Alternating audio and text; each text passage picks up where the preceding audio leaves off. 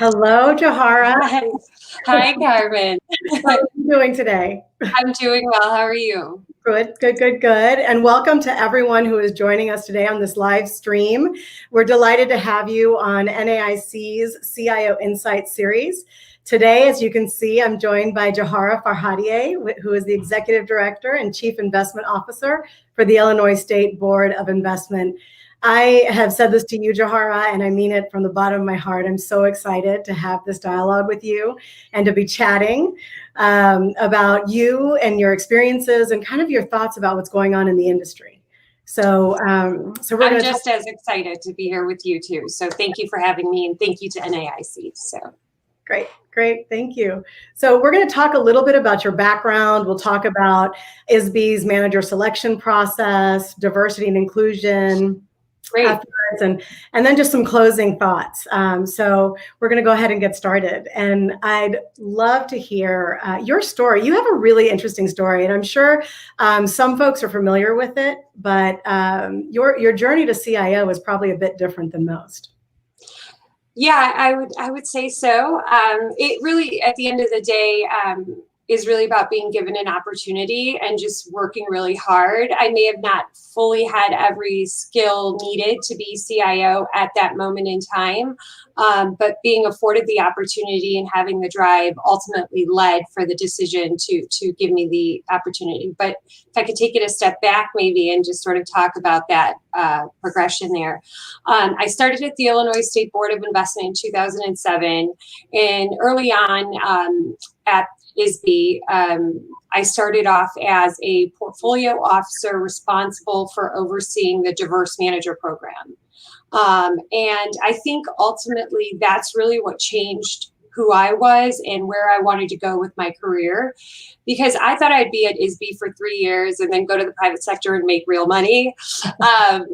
But I realized there's something mission-oriented about the job that was so fulfilling that made sort of the salary aspect about it secondary. It was enough money to pay bills and be independent and feel comfortable, but there was purpose in what I was doing, and it just motivated me. And 13 years later, I'm still there. And so I spent time doing the diverse manager program, really understanding the legislation in Illinois around it, and then establishing policies and working with the leadership there at the time. And we had an emerging manager committee. And so I was able to see things from different lenses. And then as I progressed in different roles, and this afforded me the opportunity to work in different asset classes, I was able to start overseeing our defined contribution plan.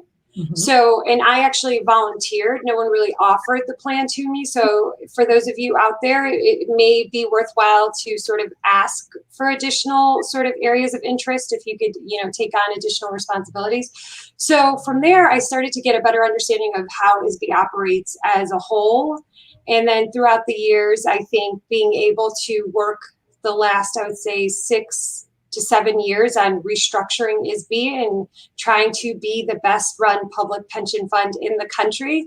I was able to now, from an operational perspective, understand ISB, which then ultimately led to the title Deputy Executive Director - Investments, which I believe translated to CIO. Then it did translate to CIO. And then ultimately there was an opportunity to combine the executive director and CIO role, which got me to where I am today. And just as a side, ISB doesn't handle the administrative aspects of retirement systems. So we're really just the investment arm for each of the state employees, the judges, and the General Assembly. Yeah. So that's great. So, clearly your experience, that cross-functional experience and putting yourself in the different positions to understand the operations from a broad perspective have helped, because in July, the American Investment Council announced that ISB was the #1 ranked pension plan over 175 others, with a very impressive 16.7 return net of fees. What would you attribute that to? Yeah, so that really, just so everyone understands, the 16.7 is private equity. Mm-hmm.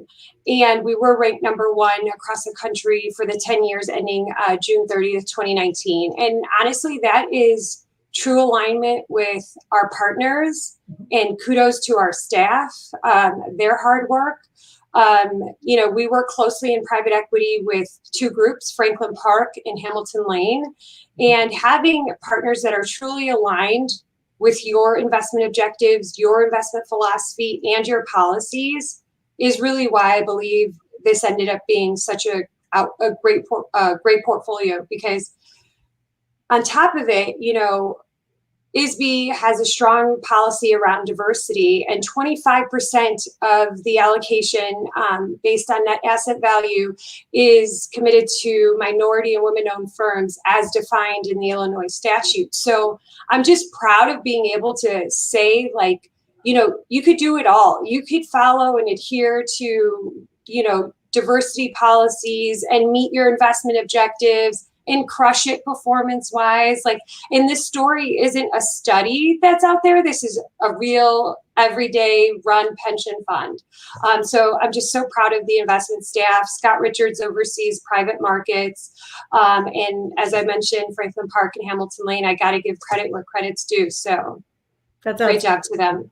It's such a wonderful testimony. We spend a lot of time out in the world talking about how you don't have to take a haircut. You don't have to reduce underwriting requirements, that you can absolutely hold your diverse managers to the same level, and they will perform as well, if not better, than the rest of the managers in your portfolio. So it's wonderful that at least in part, you attribute the performance of your private equity portfolio to the diversity that it is comprised of.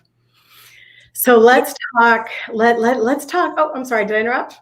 No, I was just going to say, talent is talent. It doesn't matter. If you're out there trying to source talent and you're being inclusive about it, you're going to be able to find really strong, diverse managers out there. I think you just have to network, maybe away from the same network that you've been networking with for so long, and just broaden it.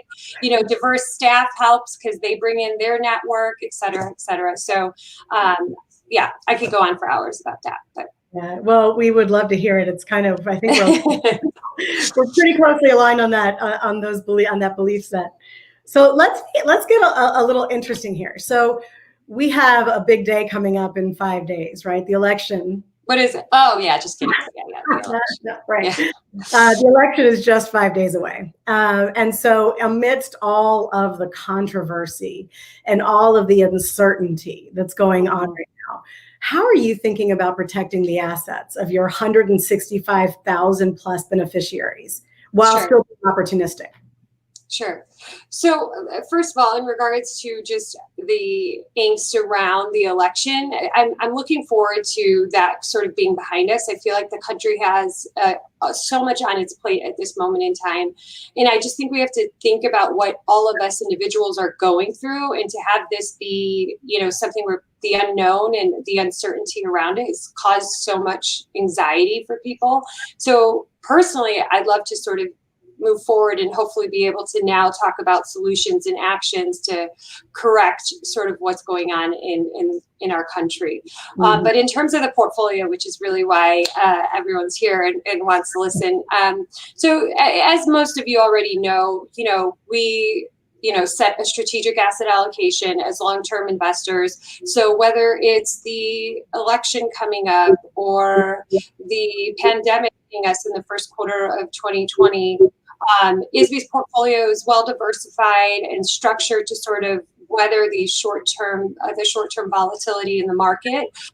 So for us, I think the way our portfolio is positioned, there's nothing that we're going to necessarily change in light of the election. Perhaps there are certain things that we could do to ensure that we could be opportunistic if something comes up within, the sort of volatility.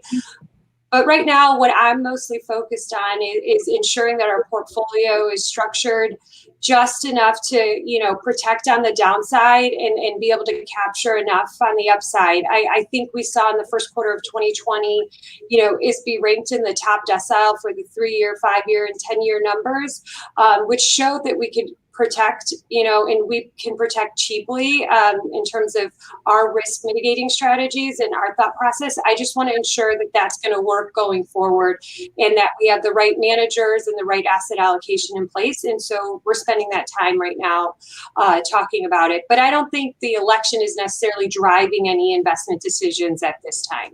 Yeah. Well, we're all kind of, I think, holding our breath and, crossing our fingers. Not going to say much. We're not a political organization. We stay away from those dynamics. Yes. But you've talked about your managers and how important that is, right? To how you're thinking and moving forward and protecting the assets of the fund. Tell me a little bit about your team, your investment staff, as well as your manager selection process. Yeah, I'm actually glad you asked me that, because I feel like there's a lot of questions around how ISB operates, especially because we changed so much in the last 6 years or so. Mm-hmm. First and foremost, we tried to be as transparent as possible and upgraded our website. So for those of you out there, there's a lot of information on our website in terms of how we're structured, who's on the team, et cetera, et cetera. So definitely use that as a resource if I say this too quickly. We're ultimately a lean but mighty team. On the investment team, there's 4 of us. That includes myself, Scott Richards, who's a senior investment officer, who's been at ISB for almost 30 years. So if I think I know where the bodies are buried at ISB, he definitely knows where the bodies are buried. Johara, let me interrupt you for a second, because I think we both went out. So the last thing, at least that I heard, was a lean but mighty team. Yes, a lean but mighty team. There's 4 of us on the investment staff. So it's myself as CIO, and then Scott Richards, who oversees private markets, who's been at ISB for 30 years. And I was just saying, if you thought my 13 years I knew where the bodies were buried, he definitely knows where the bodies are buried. Right. And then we're hiring for an investment officer to oversee public markets. And then we have an assistant investment officer who's a generalist. Mm-hmm. So we have an open door policy around access to diverse managers. So if anyone reaches out to us, we contact them directly ourselves. But then let me move it on to talking about how we partner with firms like Hamilton Lane and Rock Creek, which we've named them strategic partners. And I can explain a little bit more about that. So the team is lean but mighty. I mean, ISB generally operates at 15 to 16 basis points, and that includes administrative costs and investment management fees. And what we do leverage is some of the resources externally. And so we work with these various strategic partners in various asset classes. And ultimately, what that brings for us is a healthy form of competition between strategic partners overseeing a similar asset class, along with diversification in terms of pipelines. Mm-hmm. So, for example, I think a firm like the Rock Creek Group doing opportunistic credit for ISB may be sourcing a little different than Hamilton Lane. And so for me, I think we're seeing a broader landscape of opportunities by working with both firms. Sure. I'm going to even break it down in more detail here, just because I think it may be helpful for the audience, because I could tell majority of the audience may be more interested in private markets based on the LinkedIn requests I've been receiving the last 4 days. I have a feeling it has to do with NA. That sort of, network. Yes, that's awesome. Yeah. Okay, so I'm going to start off with Franklin Park. Franklin Park oversees private equity for ISB. They're sort of reaching out to mid-smaller funds for us, mid-sized to smaller size funds, and that's sub 1 billion. And so I think if you fall in that category, reaching out to Franklin Park, reaching out to Scott makes a lot of sense. But don't let that stop you from reaching out to Hamilton Lane, who also sees a portion of our private equity, our opportunistic credit, real estate, and infrastructure. They also do a small sleeve of venture for us. So that would be the strategic partner to reach out to. Mm-hmm. The next partner is Rock Creek. Rock Creek has been one of our long-standing strategic partners. It's really the partner that I think we had that was the impetus to this whole model. Our relationship with them worked so well. They truly believed in ISB's philosophy. They believed in our policy. They were almost sort of a true extension of staff at that time. And we're like, well, let's try and replicate this with other partners. And so Rock Creek oversees a public markets portfolio for us, long only. They oversee real estate, opportunistic credit. In real estate, they also oversee the core portfolio. So Hamilton Lane does non-core, Rock Creek does core and non-core. Okay. From there, that gets us to High Vista. High Vista does public markets for us and opportunistic credit. So if you're a smaller, niche sort of credit manager, then I would definitely hit up Rock Creek and High Vista. And again, I would reach out to Hamilton Lane too. I'm not trying to sort of pigeonhole any of the firms. I think they all want access to great managers. So I would just sort of reach out to all the firms. And you could do it by reaching out to Scott directly, or even me, which ultimately will forward to Scott, and then we'll put you in touch with the strategic partners. Then from there, we're working closely with BlackRock. And with BlackRock, really, they're overseeing a legacy pool of long-only managers. They're doing indexing for ISB, factor-based and market cap weighted. And then they're providing risk advisory and risk software. And then we have our consulting relationships with Makita and RBK. Makita is on the DB side doing asset allocation, reporting for ISB, and sort of like an extension of staff. They're sort of aligned with staff because they don't do manager selection for ISB. And then RBK is on our deferred compensation plan. One general point I want to make about ISB's overall model is we're 2/3 passive, 1/3 active. So this entire active book is predominantly outsourced. And there's been a lot of, I see the value in this model for ISB being a lean team. And we've spent a significant amount of time sort of thinking through what would be the best way to operate ISB, I would say about 6 years ago now. And the advantage that we had here in structuring things this way is that we've had these established relationships. So the fees that we're paying these strategic partners are fees that we were paying anyways as a consulting relationship. Mm-hmm. And so I think ISB was able to sort of leverage that. And there's been mutually beneficial, aspects of it that have come out for both the strategic partner and ISB to move it to this discretionary model. And they all sort of, again, I want to reiterate, respect ISB's policies, adhere to ISB's policies. So the open door policy that we have at ISB, they have at their firms. And so for us, it's really important that that sort of translates over to your partners and members of NAIC. Yeah, that's actually a great point. I'm going to ask a little bit more about that later on in our conversation. So of all the partners that you've listed, like where would the hedge funds fit in? Who should they be reaching out to? What's the best way for a hedge fund that would like to work with ISB to sort of fit in, right? And how are you working with hedge funds? Yeah, they should reach out to general consultants because they seem to love hedge funds, but just kidding, specifically to ISB.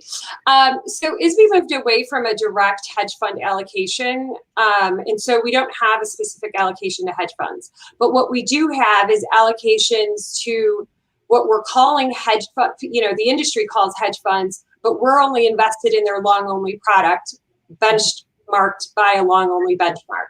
So if you're a hedge fund out there with a long-only product, then there is opportunity for you at High Vista and Rock Creek. Mm-hmm. And then, there's a lot of talk out there generally around risk mitigating strategies and various hedge fund managers out there. And I think that sort of conversation will eventually pick up. I don't know that it's a move that ISB's going to make, but I'm just sort of spewing what I keep hearing from consultants and other peers in the industry where they're contemplating adding, global macro trend following strategies in their portfolio in light of what's going on in the market. Sure. So thank you for that. We're in this weird period, right, where most in-person conferences have been pushed back well into 2021 for all intents and purposes. And so, we have no idea when we're going to get back together, when we can have meetings like we used to. So how is ISB working to find new manager relationships? Yeah. So I haven't seen things really slow down from that perspective, because a lot of the times we've sourced managers through email, through our partners, and I'm on a conference at least 2 times a week virtually at this point, and I feel like, so I haven't seen things significantly change. Where, in terms of our pipeline at ISB, I haven't seen a significant impact. In terms of the inbound sort of requests to meet, I haven't really seen a difference. If anything, I've seen an increase in outreach. So I feel like we're meeting managers sort of in the same fashion. I don't know if conferences were always our like biggest access to managers. I think it's our peer group, having different conversations with various asset allocators have provided access to managers.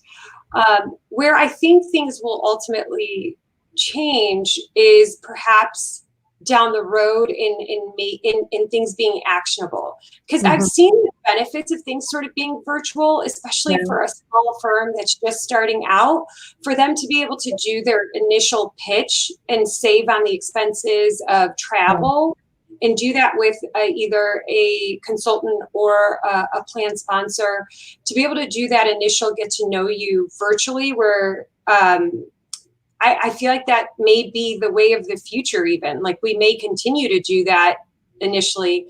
Now, closing on certain decisions and taking action, I think will take more time. But I feel like our industry will, and I hope that we sort of adapt to a more modern way of doing due diligence and taking some of the good that's come out of this working remote. Because think about it, like you fly in to see, one Illinois plan one week, and then you're coming back again to see another Illinois plan because this is the time that they schedule things for you. It just becomes like, how much are you marketing? How much are you managing the portfolio? Where if you do things virtually, there could really be an advantage to it, at least initially, because they do understand the importance of breaking bread and actually meeting people in person before sort of wiring millions of dollars. Yeah, well, right. So, so how are you thinking about your due diligence process, right? I mean, because there is that in-person on-site experience that's required. Right. That or anything else changed, or will it be changing now that we are in this virtual world for however long it's going to be? So candidly, nothing specifically has changed at this time. I gotta be honest with you. I think we all kept thinking it's only going to be 3 months. It's only going to be the 6 months. It's only going to be the 9 months. And here we are, like celebrating. We're starting to celebrate the holidays all over again. So I don't think for us anything has changed. Now, if this sort of continues, we will absolutely adapt. But in the current moment, there isn't issues with the pipeline. And so we're not fearing that we don't have opportunities out there. Now, again, if it does go much longer, I think we'll adapt. But based on conversations, the same today as they were 7, 8 months ago. Yeah, they have been the same. But that's because they had a strong pipeline. I mean, so the managers are new managers. Some of them are re-ups, but these meetings occurred before all of this happened. I mean, ISB will continue to be putting money to work. So we'll have to solve this problem if we can't get together. We're just not there where we're solving it. I hope we're like back together again, because I don't like this technological aspect of things. Like I hated talking on the phone, let alone video conferencing with people. I'm more of like, let's go have a beer, shoot the shit, talk, that kind of person, not so much a, phone or, I love the in-person. So. Yeah, no, I'm with you on that. I always talk about how I don't necessarily miss the rigors of travel, right? Getting on a train or a plane, lugging suitcases, catching cabs. I don't miss that, but I absolutely miss my people. I miss connecting with, the folks that, that are just, that are the industry, right? My team and I did a virtual interview the other day. And at the end of it, we all were just sort of laughing about like the camaraderie between us. And it warmed my heart because I'm like, I miss this. I miss seeing them. I miss sort of being able to like high five. Even when we got the news on the private equity portfolio, we like had to celebrate virtually, which is not the same. So No, it's definitely not the same. So there'll be a lot of sort of retro celebrations that we'll have to make up for when we can all get back together in person. So let's move on to diversity and inclusion. Sure. So you corrected me because when we had our sort of prep session for this, I quoted 18 billion, but you guys are actually at 19.8 now, which is we sure are. Exciting, right? Yes. But what percentage of that investment portfolio do diverse managers manage today? And what are your plans investing with more diverse managers in the near term? Sure. So in terms of the portfolio, it's about 39% allocated to diverse managers. But I like to be very transparent. So every quarter when we talk to our board about our allocations to diverse managers, we do bifurcate it by the active book and passive book, and show by diversity by race and gender. And then we also show it by fees paid, not just AUM, because I think it's important when we're talking about, creating opportunities and sourcing managers that, lumping it all in one big number sounds great. But I think, I think we need to sort of show it by the various asset classes. I've seen a continuous trend in us getting a really awesome, excellent, managers in private markets, where when I initially started in my role, a lot of the opportunity set was in public markets. Right. So to see that shift and then hopefully seeing an opportunity set grow in public markets again, maybe with the dislocation and volatility that's going on now, maybe there are opportunities for folks that are entrepreneurial to get into the public market space and some of the great managers that are there today that we already have in our portfolio. But I'm curious to see if the evolution, will go back to that. Circles back. Interesting. So you have, what led you have a diversity committee, right? Which is not entirely common among your counterparts. So what led you to staff a diversity committee and tackle some of the issues you have? I think one of the more well-known ones is the Blackstone question. So tell us about that journey.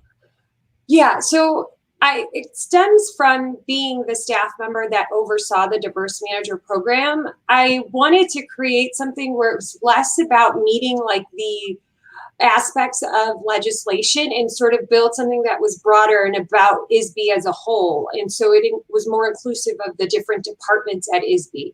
So when I had the opportunity, we created the staff diversity committee. It's a volunteer committee, which the staff turns over. And really what we do is focus on different ways that we can advance diversity, equity, and inclusion. And from there, the idea of communicating with BlackRock in terms of, okay, BlackRock ISB has a policy around minority brokerage or minority and women-owned broker-dealers. And so, we want you to sort of adhere to our policy and our goals. And it started with, of course, we can do that with the ISB accounts. That's great.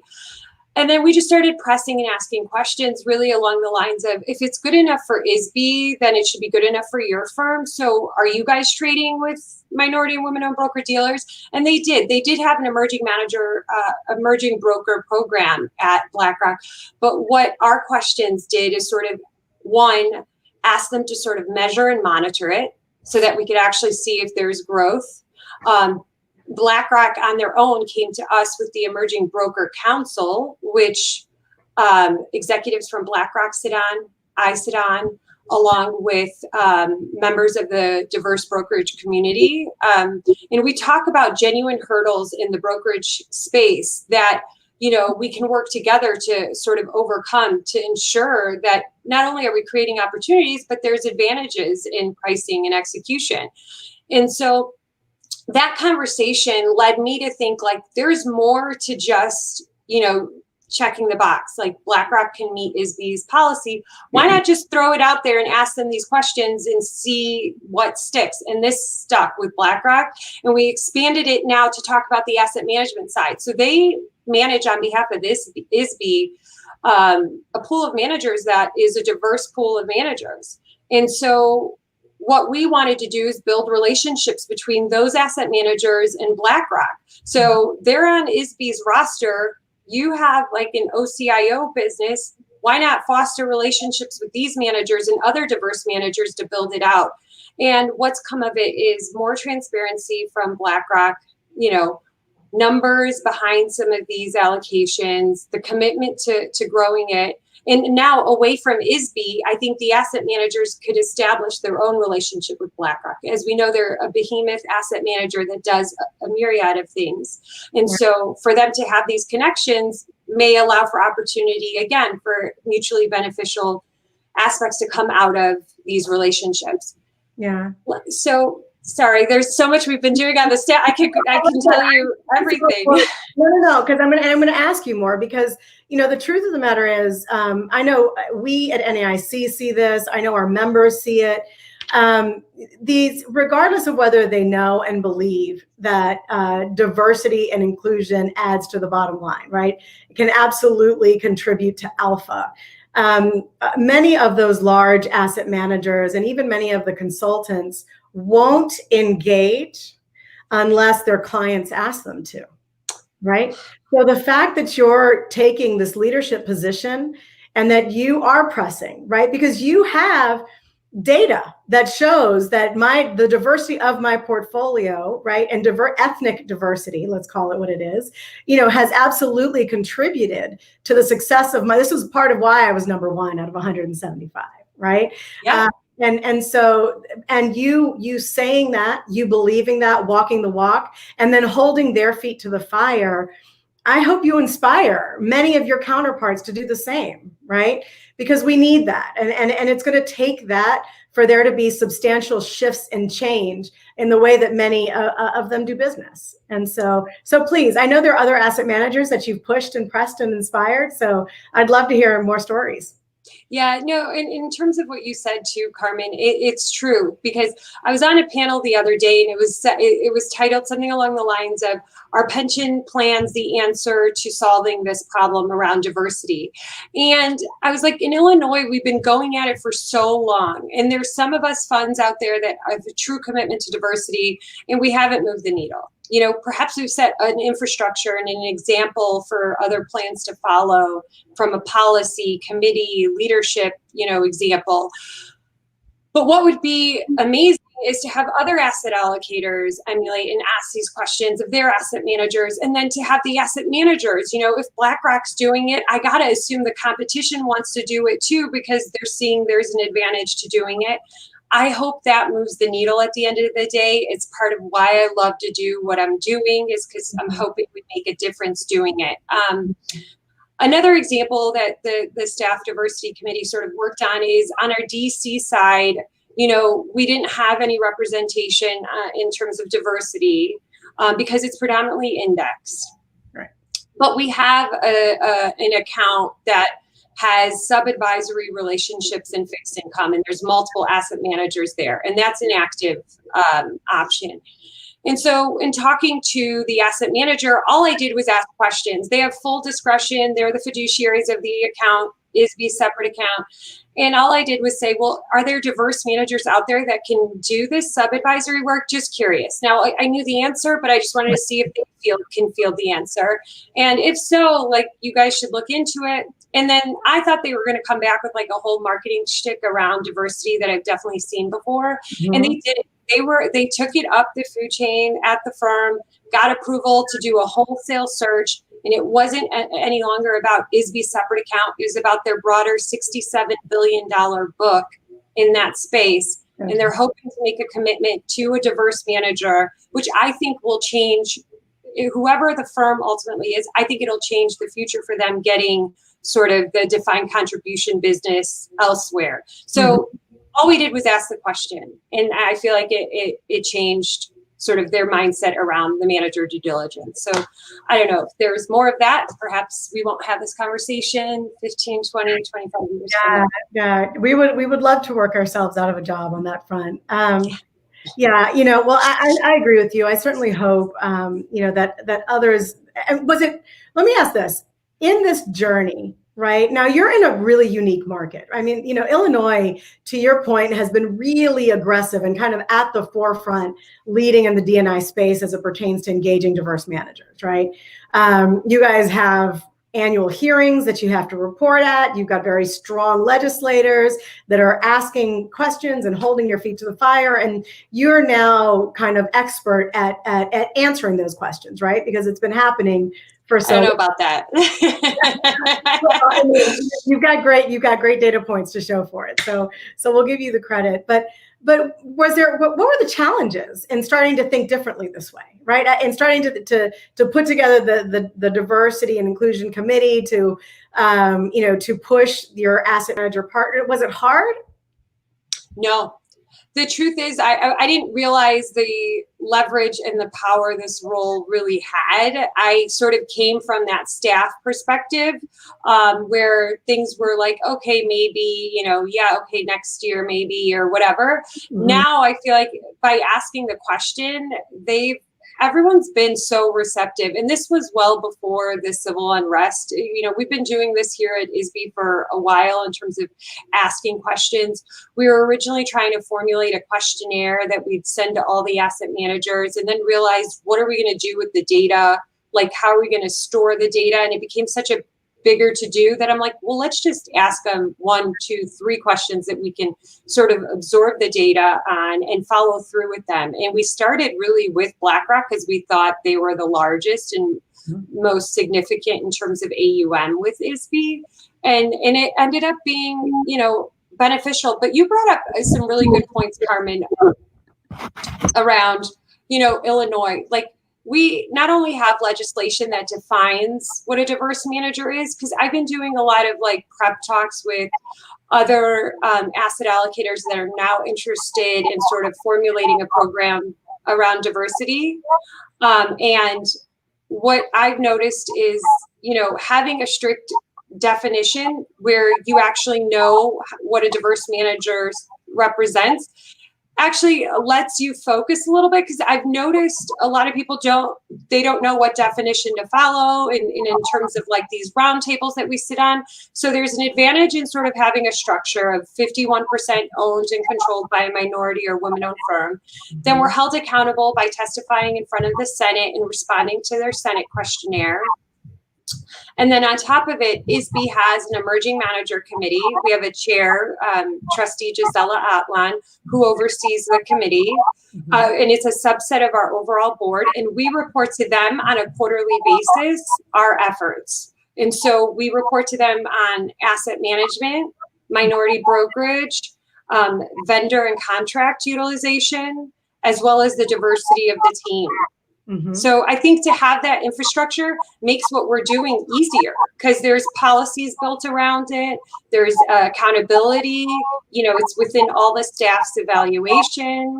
So that's outstanding. Yeah. And I wanted to ask the question because I think people see it as a heavy lift, right?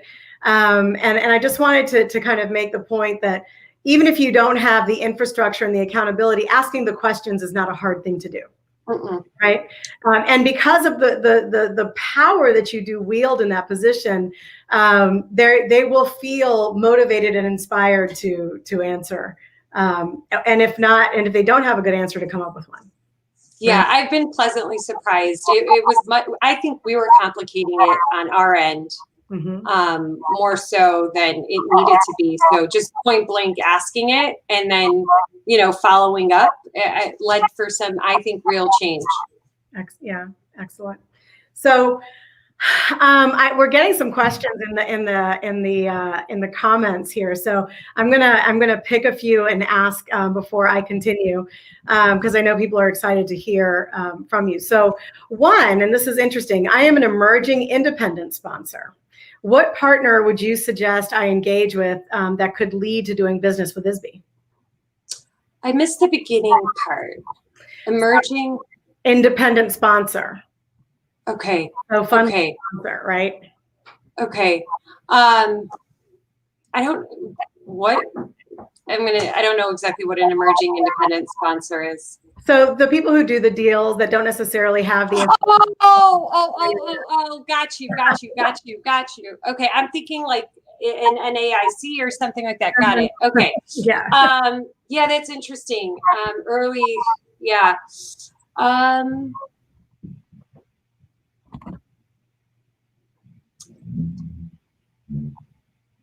We haven't really done anything like that, so I don't necessarily even know if any of our partners have that. Sorry I'm like, you stumped me. I don't know, but if you email me, I will follow up and like ask our partners if this makes sense for any of them. Yeah, I apologize that I can't answer you live. No, listen, that's totally fine. It's totally, you know. So how about, you mentioned kind of the smaller to mid-sized buyout firms, right? What about, do you not have allocation to larger size firms? Oh, no, we do. Oh, we absolutely do. It's just about diversifying and seeing that there's, you know, based on our studies, we saw that there's opportunities, you know, to go up in size, but then we wanted to make sure we weren't forgetting some of the smaller fund managers. So it was just more of a strategic way to ensure that we're accessing, you know, the spectrum. All right, let's see. Do you guys allocate to first-time funds? And if so, which one of your investment partners would be the right one to reach out to? I would reach out to all of them because they all want to build early stage relationships. I mean, a lot of our diverse managers, we've been in fund 2, most of them. Some were fund 1. We used to have back in the day, we used to have a strict like no fund 1 rule. We don't have that anymore.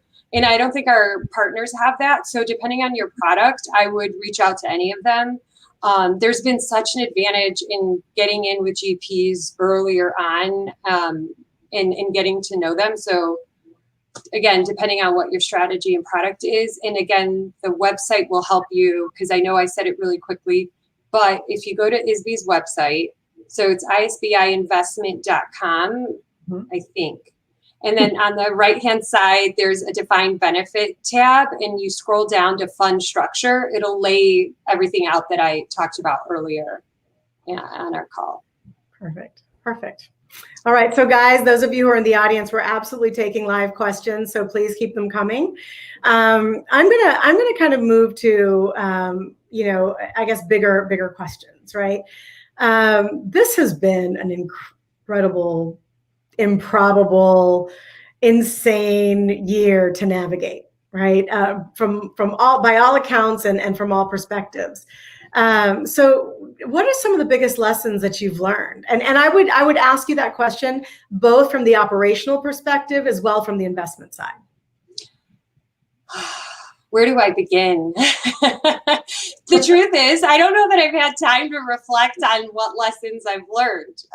I think I haven't had a break in sort of that pause. What I am truly proud of is seeing how our team could kind of come together really quickly. It took one day, and I got to give credit to our Deputy Executive Director, General Counsel, Chief Compliance Officer. It's one person, Depesh Mehta, who sort of led us to ensuring we could all work from home in a way that was, you know, streamlined and not overwhelming to staff. But it, you know, we like decided, you know, on a Thursday that we're all working from home starting that Friday, and it just went off without a hitch. And so far we've been able to operate, you know, fairly smoothly. I think like you brought up earlier, the due diligence going forward may be an issue. I think, you know, the culture, keeping up with sort of that camaraderie I mentioned earlier that I sense through virtual means. Again, it's not the same as grabbing a coffee with a colleague, et cetera. So I got to tell you, the biggest lesson that comes to mind right now, as you ask me that, is not so much about the investment portfolio and the operations. It's really about me personally and just being grateful for what I have and understanding that, like, the importance of my relationships with my family and the, you know, friendships that I have, and professional or personal, those have all become so powerful through this effort in engaging. Like I mentioned, I hate really talking on the phone. Well, I will talk on the phone to catch up with someone near and dear to me and have no problem doing it.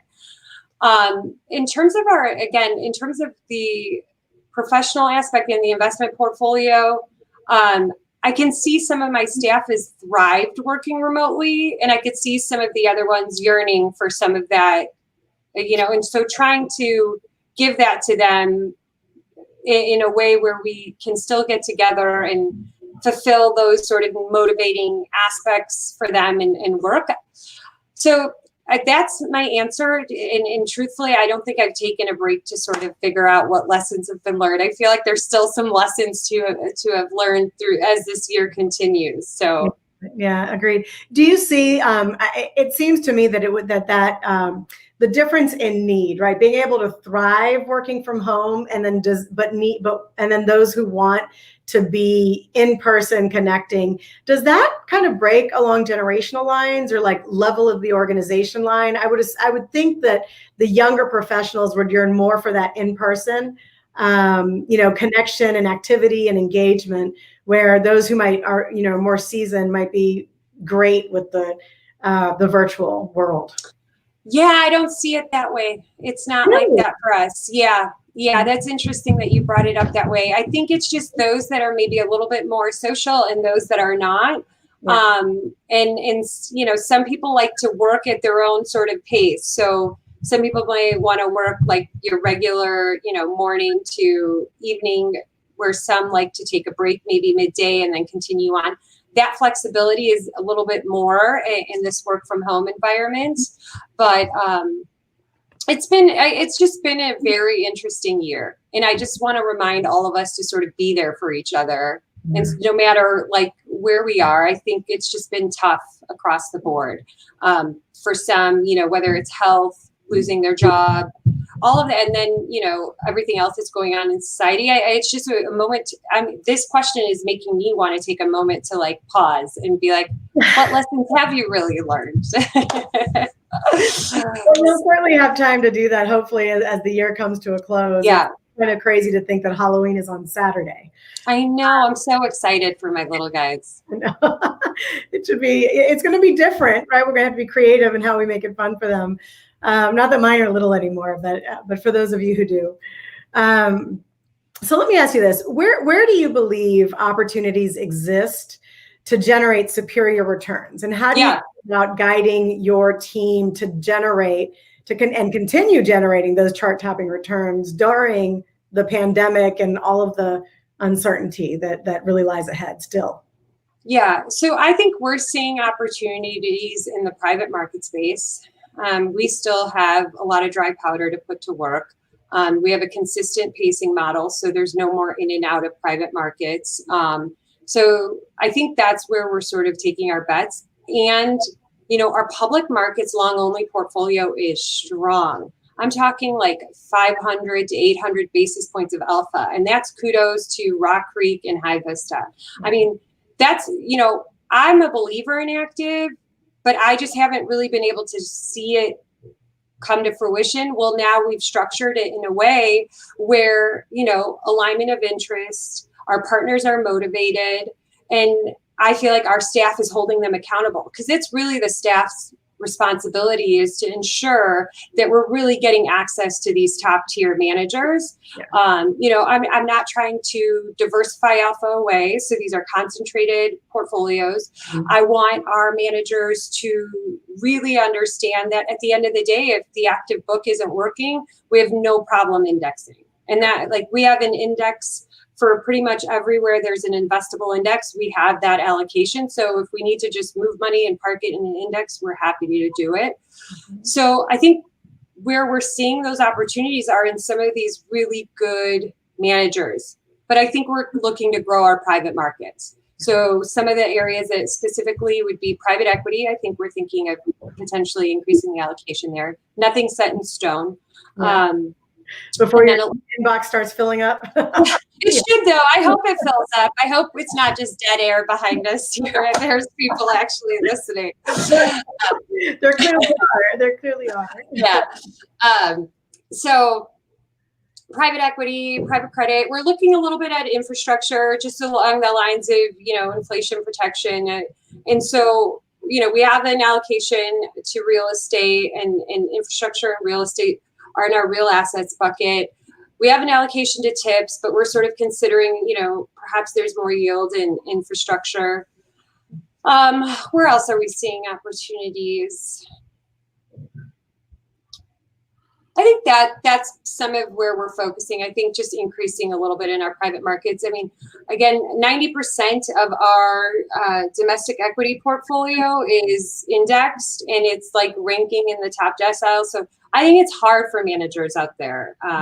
But I'm proud of our partners for sourcing the managers they have sourced at this time. Yeah. So you keep mentioning Rock Creek, and Rock Creek is an NAIC member. So I'm really, really excited to hear that. So shout out to Ausani, Tyson, and the team. Yes, Yeah. they're a great group. I'm telling you, those guys were on board with us in terms of our diversity policy and what it is that we wanted to access through their pipeline of managers. It's just been great partnering with them. And I got to give a shout out to Siddharth at Rock Creek, because that's who I work with on a day-to-day basis. So. Yeah, excellent, very cool. So here's a question that I've been kind of waiting to ask you, because it's so near and dear to my heart, and NAIC has been working on a really robust kind of set of initiatives around this issue. You're really passionate about supporting women in investments, right? And so I would love for you to talk about that, because I mean, it just warms my heart that the #1 private equity firm pension fund in private equity was led by a woman CIO, an executive director, right? But so girl power, right? So but the thing is that there's just such tremendous talent out there, and I would love to hear, your thoughts on that. Yeah. So I want to be able to help really women, men out there that don't necessarily have that guidance, because I feel like I was supported by male role models, mentors, my family. I have a strong mother. I have support from my siblings and my husband, and I was able to kind of aggregate the best qualities of all of them to help support me as I needed it. But there were certain things that they ultimately didn't have to offer me. So in terms of like negotiating my contract at ISB, this is the first time I had an employment contract that I needed to negotiate. And I was wondering who to turn to. And of course, I turned to one of my mentors who guided me to the appropriate counsel, and we worked out the areas that I should focus on. But I go, there's got to be many of us out there that don't have that. And so I want to be able to be there to be a resource to the younger generation that may be like the first to graduate from college, because I can relate to that. And, where their family may not have understood that Wall Street is an opportunity for them. Right. And that only being a doctor or a lawyer or engineer is what defines success for their parents, or, not even having, I don't know. I just feel like I come from humble beginnings, and I'm happy to be a resource to those that need it. My family's in sales, from my husband to my siblings. So I understand that difficulty of trying to close deals and get access to asset allocators, et cetera. So I do want to try and be as supportive as I can, especially in these difficult times. I do ask, though, for the managers to be patient with us in terms of being responsive, and that the process really is slow, whether it's the pandemic or not. The process is slow. But ultimately, what I want to do is hopefully down the road be able to structure something where it could be like a center point for women and men that need certain resources can go to for guidance, whether it's media and communication skills, dressing professionally, things even as a new mom that I remember just kind of having no clue about. My kids now are almost 4, Emil is 4, and then Rafi is 19 months. I didn't know how to navigate the work and living at home aspect. Right. And then navigating now the school system in Chicago, that's like a full-time job right there, trying to figure out where to send my kid to school. And so to be able to help other women and men out there, I would love to be able to do that. And I'm hoping to be able to put something together that would centralize that and provide that access to those. So I have to, at the risk of sounding self-serving, but it's absolutely not. I have to talk about a program that I would love for you to know about and others to know about that NAIC hosts. It's called Establishing the Next Generation of Private Equity Funds. But it's relevant, I think, to hedge. It's relevant, I think, to VC. I think it's relevant to just institutional grade funds that are out there. And it's essentially a 6-week virtual, 6-week set of virtual sessions that takes them through everything they need to know, from how to pick the right partners, right? From moving from, you're not just an investor now, you're an entrepreneur and you're establishing culture and managing people. What does that mean to fund formation, legal considerations, risk management, wealth management, interfacing with capital allocators. It's an incredible set of tools and just content, which amounts to thousands and thousands and thousands of dollars of very, very, very cheap consulting. But for anyone who has just recently launched their firm or who is thinking about doing so the next month, it's going to be available, launching on. That's awesome. Yeah, February 19th. To your point, there's so many of us who just don't know what we don't know. And to have something like that, yeah. Well, let me know if I can help you guys out. Obviously, I will do my best to be supportive in that way. It's what got me here is people, and I'm happy to give it back. Yeah. Well, like I was saying, be careful what you ask for, right? Okay. Well, maybe I'll refer you to someone. You remember when? Well, it's on the record now, so yeah, you recorded everything. I can't take it back.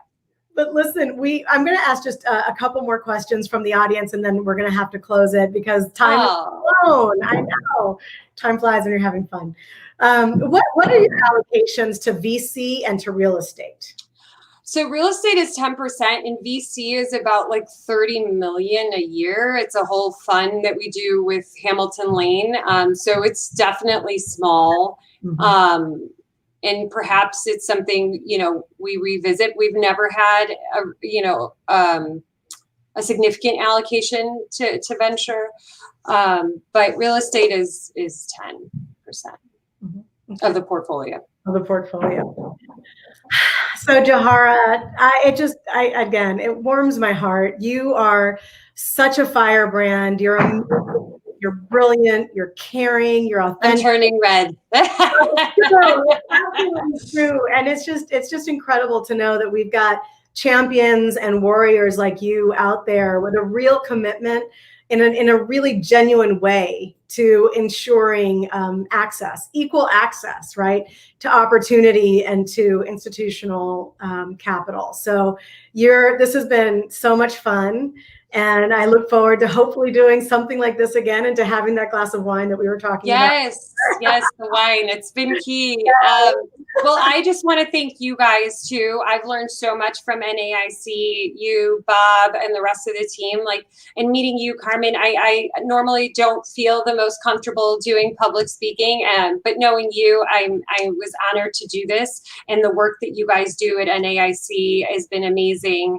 And I hope if you guys continue and if you guys do need us, you let us know. But I really appreciate the efforts that you guys are putting in. Wonderful. Well, on that note, again, thank you. And it has been an absolute joy. And we'll go ahead and conclude this session of awesome CIO Insights. Happy Halloween. Yeah. Bye, everyone. Bye, guys.